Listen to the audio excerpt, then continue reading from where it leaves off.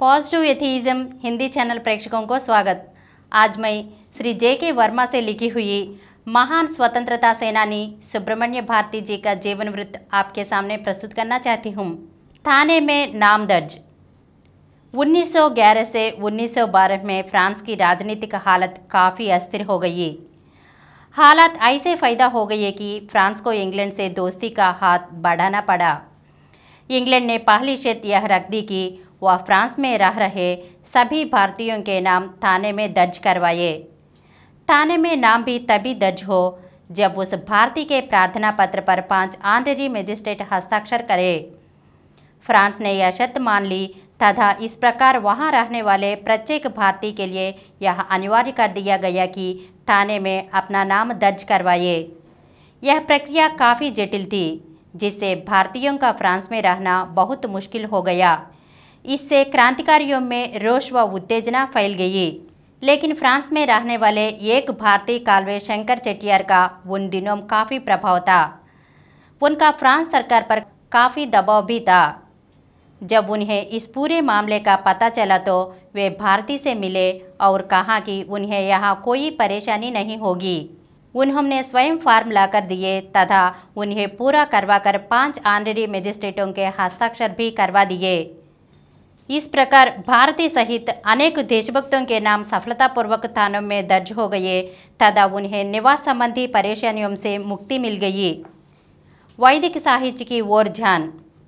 पांडिचेरी में अरविंद के संसर्ग से उनका ध्यान वैदिक साहित्य की ओर आकर्षित हो गया। उन्होंने वहां रहकर वैदिक ऋषियों के गीतों का अनुवाद किया। वहीं गीता का अनुवाद तथा भगवान श्री कृष्ण की लीलाओं को अपनी कलम से स्थान दिया।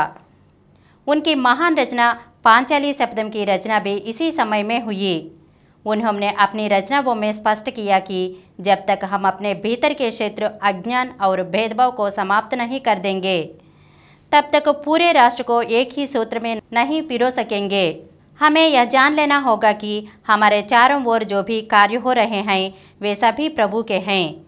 इससे हमारे भीतर छिपे भय का नाश हो जाएगा तथा हम आज़ादी की लड़ाई को निर्भीक होकर लड़ सकेंगे। पांचाली सप्तम के प्रथम खंड का प्रकाशन वर्ष 1912 में हुआ।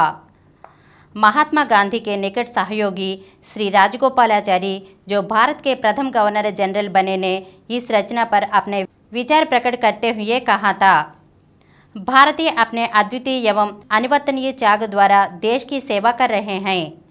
राष्ट्र के पुनरुद्धार के लिए वे सरल और जीवंत तमिल भाषा के माध्यम से जिस महत अनुष्ठान में लगे हुए हैं वह असाधारण है। प्राचीन ग्रंथों के समान ही उन्हीं कृतियों में सौंदर्य, पवित्रता और उद्देश्यपरता के दर्शन होते हैं। उन्होंने पांचाली के कई उदाहरण देकर भारती की अनेक कविताओं को श्रेष्ठ बताया। उन्होंने कहा कि स्वराज का अर्थ केवल राजनीतिक स्वतंत्रता ही नहीं है, बल्कि इसका अर्थ बहुत ही विस्तृत और समग्र है।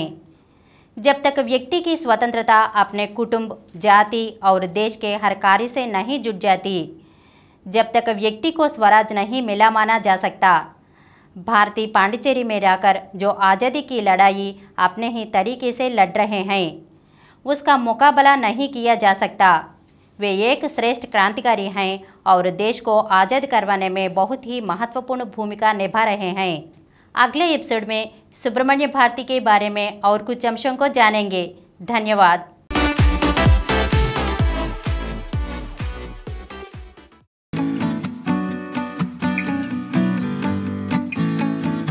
Please download Samaram multi-channel app and watch your favorite channels from your mobile.